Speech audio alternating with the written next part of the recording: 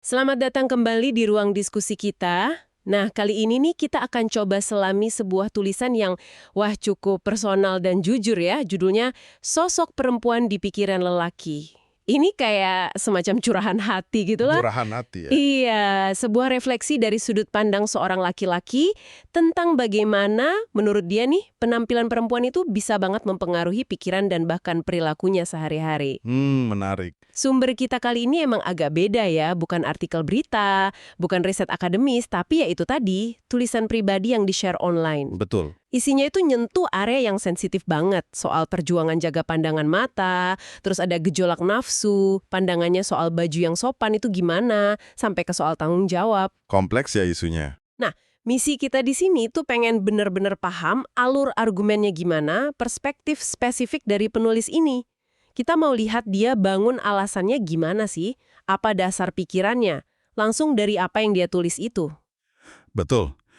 Tulisan ini kan kayak ngasih kita akses langsung ya ke semacam dilema internal si penulis gitu. Iya, Kita bisa lihat gimana pergulatan pribadinya dia ini nyambung banget sama pandangannya soal norma sosial, interpretasi dia soal agama, dan gimana dia memaknai interaksi laki perempuan sehari-hari. di ruang publik terutama ya. Iya, di ruang publik. Nah, kita coba bedah deh lapisan-lapisan argumennya. Kita lihat gimana dia nyambungin pengamatan personalnya dia yang subjektif banget itu sama dalil agama yang dia yakini. Yuk kita mulai aja. Oke, siap. Mari kita langsung ke intinya ya. Si penulis ini mulai dengan pertanyaan, tapi sebenarnya lebih kayak pernyataan gitu. Kenapa dia cenderung suka sama wanita berjilbab? Hmm, Jawabannya dia bilang, terus terang aja, karena mata saya susah diajak kompromi. hmm. Nah, ini jadi titik awalnya dia cerita soal perjuangan dia tiap hari buat ngontrol mata. Dari mulai keluar rumah sampai balik lagi. Kayak medan perang visual buat dia. Wah, sampai segitunya ya? Dia gambarin lingkungannya itu, ya menurut persepsi dia ya, penuh sama yang dia sebut godaan visual, yang kayak nggak ada habisnya. Contohnya gimana tuh? Dia kasih contoh spesifik banget. Baru keluar rumah, matanya ketemu perempuan pakai tank top. Dia coba noleh ke arah lain, loh kok ada pemandangan pinggul terbuka. Oke. Dia menghindar lagi, ke sisi lain, malah ketemu celana ketat plus you can see. Bahkan pas dia balik badan pun dia ngerasa dihadang sama dada menantang. Wow, jadi serba salah ya dia? Banget. Perasaannya gimana? Dia bilang kayak udah nggak ada tempat aman buat matanya mandang, kecuali ya ke langit atau ke tanah. Sampai dia bilang, astagfirullah, kemana lagi mata ini harus memandang? Itu kayak udah ungkapan frustrasi banget gitu loh. Capek. Yang menonjol banget di sini tuh cara si penulis membingkai perjuangannya ini ya. Iya. Ini bukan cuma sulit biasa, tapi digambarin kayak sesuatu yang hampir nggak bisa dihindari. Iya, kayak kondisi permanen gitu ya? Betul, kondisi yang terus-terusan ada di lingkungan modern, ya menurut kacamata dia. Ada nuansa kalau dia merasa pandangannya itu terus-menerus diserang atau dihujani pemandangan yang dianggap nggak sopan. Bahasa yang dipakai juga kuat ya, diserang, dihadang. Nah, itu dia. Ini jadi kayak dilema konstan buat dia sehari-hari. Beban gitu buat ngelola pandangannya sendiri. Dan intensitas bahasanya itu nunjukin betapa personal dan beratnya pengalaman ini buat dia. Nah, tapi menariknya nih, setelah dia cerita susahnya itu, dia nggak nutupin kalau ada sisi nafsu dalam dirinya. Dia ngaku, ngelihat pakaian terbuka ya bisa bikin terangsang. Oh, dia ngaku juga ya? Ngaku. Malah dia bilang, kurang merangsang itu mah. Seolah-olah mau bilang, iya efek rangsangan visual itu nyata buat dia. Oke. Tapi, nah ini penting, dia buru-buru nambahin, dia nggak mau hidupnya itu melulu soal nafsu. Ada kerinduan lain, dia pengen pemandangan yang membuat saya tenang. Nah, ini nih dia coba bikin pembedaan penting dalam argumennya. Gimana tuh? Dia secara eksplisit bilang, nggak mau mandang perempuan cuma sebagai objek pemuas mata. Yang dia pengenin itu sosok perempuan yang dia deskripsiin pakai kata-kata kayak anggun mempesona. Anggun mempesona, oke. Sosok yang kalau dilihat tuh malah bikin sejuk di mata. Nah, ini dia kontrasin banget sama efek pemandangan yang dia anggap nggak sopan tadi. Yang bikin mata panas katanya ya. Iya, yang menurut dia membikin mata panas, terus bisa bikin iman lepas ditarik oleh pikiran ngeres, dan ujung-ujungnya bisa bikin hati menjadi geras. Wah, Jadi, ada semacam pencarian ketenangan visual gitu. Mungkin juga ya, ketenangan batin atau spiritual, di balik perjuangannya ngelawan gejolak nafsu yang dia rasain. Kesejukan yang dia cari ini bisa jadi simbol kontrol diri, atau stabilitas iman buat dia? Nah, ini dia nih bagian yang menurut saya paling menarik dan mungkin paling provokatif ya dari tulisan ini. Penulis ini ngebahas definisi kata seksi. Oh, definisi seksi menurut dia ya? Iya, dia nggak ambil definisi umum. Dia coba urai dari akar katanya seks. Jadi dia simpulkan seksi itu artinya penuh daya tarik seks. Oke, terus? Nah, dari definisi yang dia bikin ini, dia lempar opini yang cukup bikin kaget. Kalau perempuan dibilang seksi sama laki-laki, harusnya perempuan itu malu, bukan malah bangga. Wah, kok bisa gitu? Kenapa harus malu katanya? Nah, alasannya ini ngikutin alur logika dia yang spesifik. Menurut argumen si penulis nih, penampilan yang dianggap seksi itu otomatis micu reaksi tertentu di pikiran laki-laki. Reaksi gimana tuh? Dia klaim nih, pertama, penampilan itu bikin laki-laki secara mental menelanjangi perempuan itu dalam pikiran mereka. Oke. Kedua, laki-laki bakal ngebayangin perempuan itu sebagai objek syahwat. Dan yang paling jauh nih, ini klaim yang kuat banget dan agak problematis ya. Dia simpulkan kalau dari penampilan seksi itu aja, laki-laki bisa sampai berasumsi perempuan itu bisa diajak untuk begini dan begitu alias gampangan. Astaga, jadi dari baju langsung ke karakter ya? Iya, perhatiin deh gimana dia bangun rantai asumsinya. Dari fisik, interpretasi niat laki-laki, asumsi soal karakter, dan kesediaan si perempuan. Berat ini. Makanya penting banget digarisbawahi, ini klaim si penulis tentang gimana dia atau laki-laki pada umumnya menurut dia ya, berpikir dan bikin asumsi. Cuma berdasarkan interpretasi dia soal penampilan.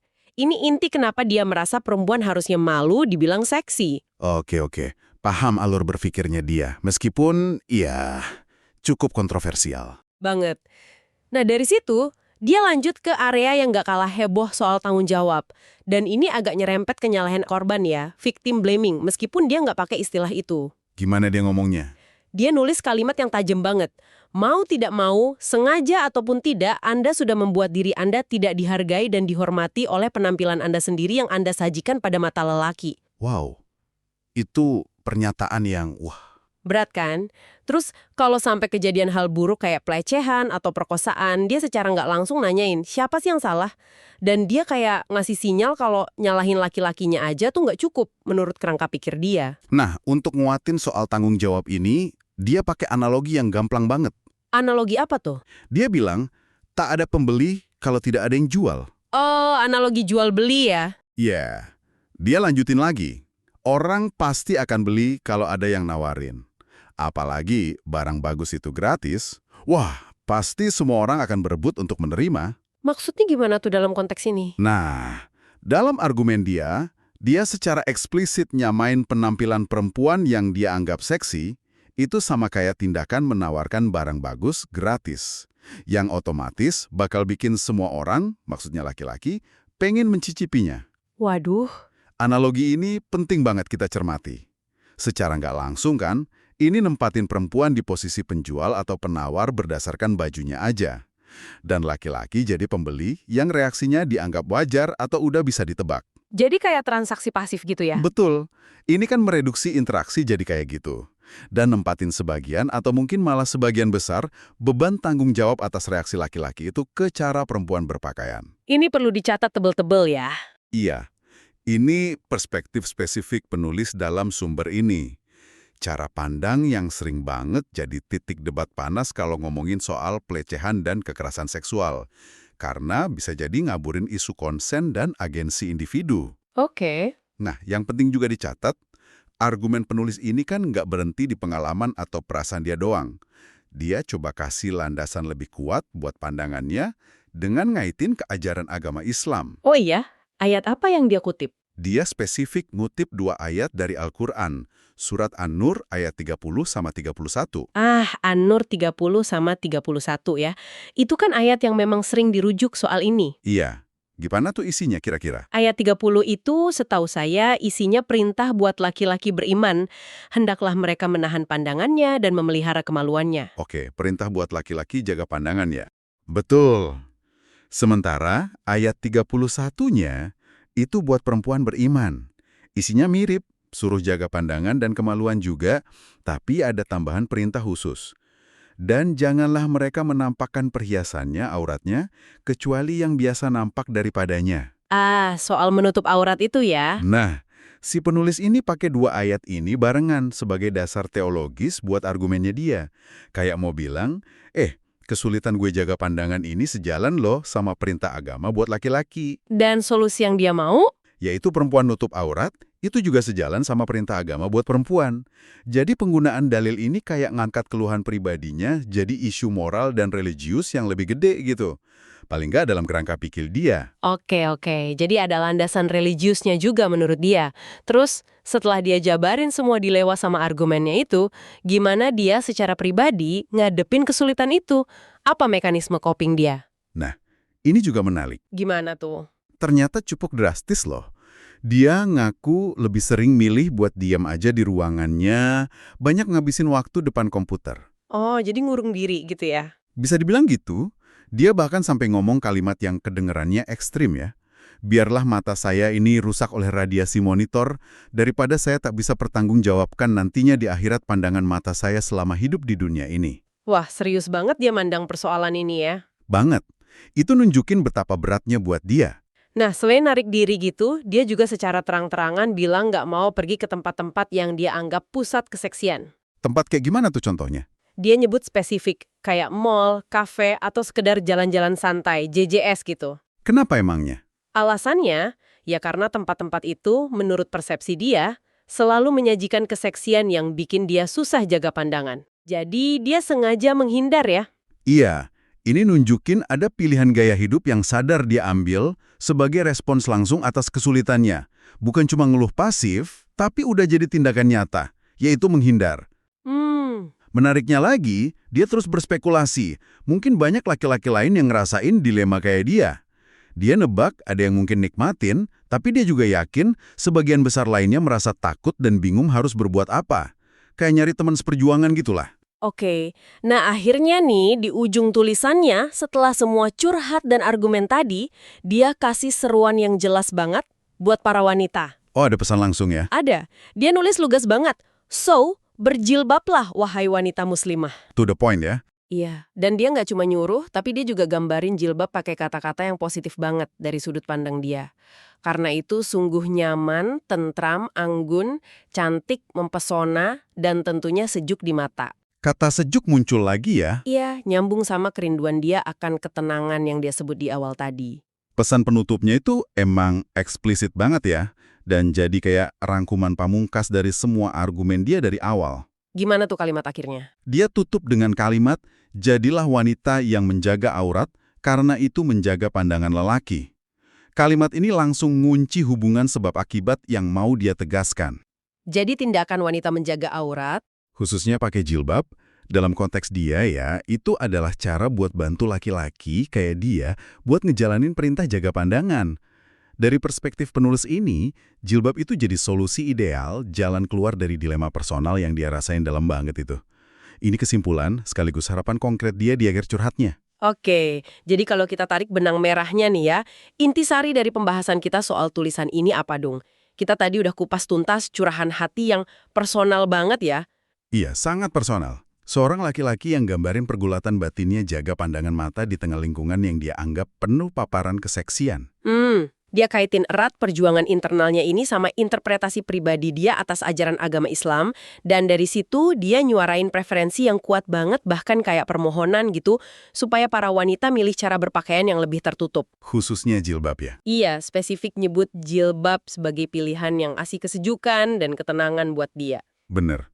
Sumber ini jadi kayak studi kasus menarik ya.